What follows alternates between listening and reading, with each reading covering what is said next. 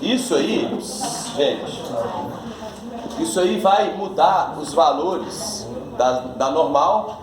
E para você analisar o movimento desse corpo, você precisa decompor a força-peso. Então imagina aqui, ó. O peso ele é vertical para baixo. Tem essa caneta azul, né? Caneta azul, caneta?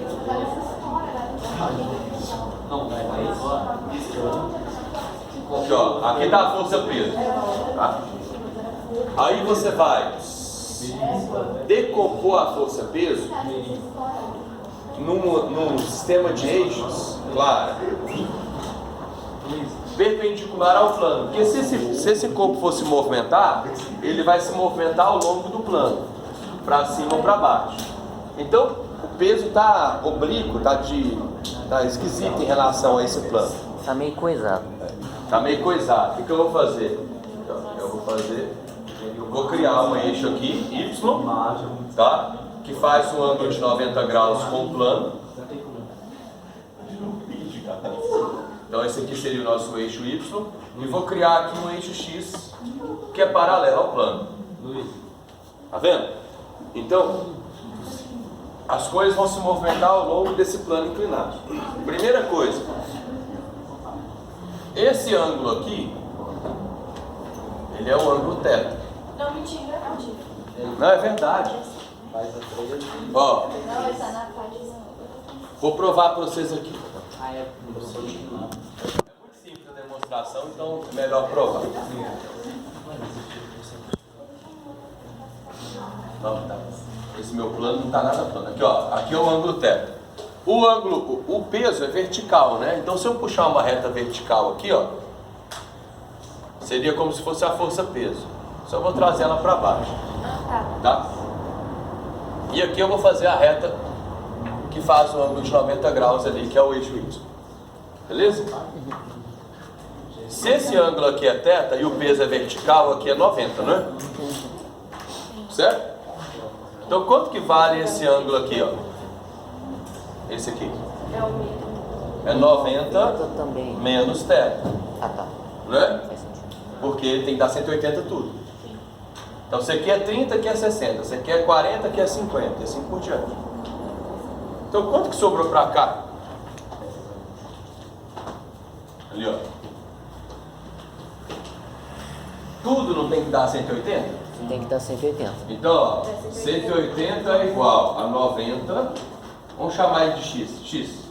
Mais x mais 90 menos θ. Não é isso? Quanto que dá aqui?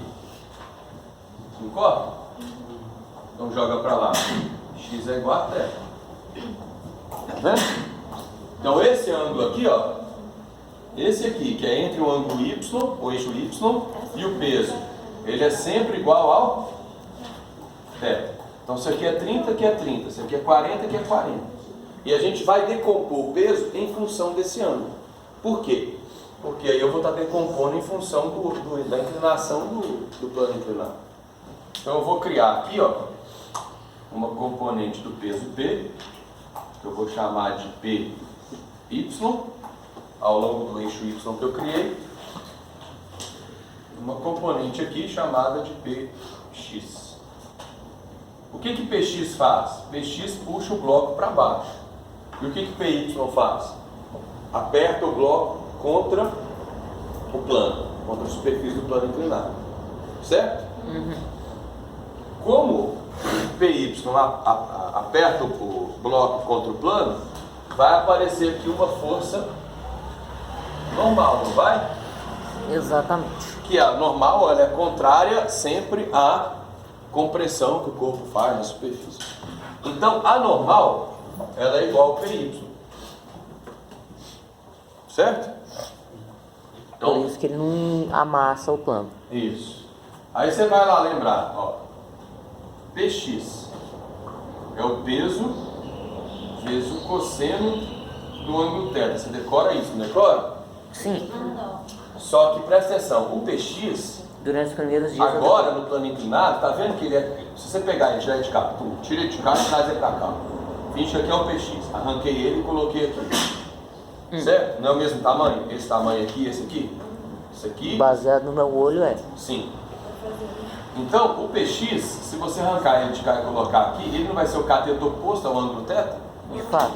Então, no plano inclinado, por isso que eu falei que você pode decorar. No plano inclinado, na verdade, ele é o... A galera decora assim, ó, o x é sempre o cosseno, mas no plano inclinado troca. O x vira o centro. E o PY, ele não está sendo o cateto adjacente ao θ? Então ele é o cosseno.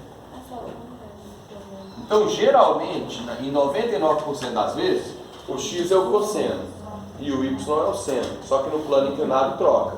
Eu estou mostrando para vocês por que troca. Ô Túlio. Porque o x é o cateto oposto ao ângulo θ. Porque geralmente a gente pega esse ângulo aqui, ó. A gente pega o ângulo com o eixo x, por isso que o x é sempre o cosseno.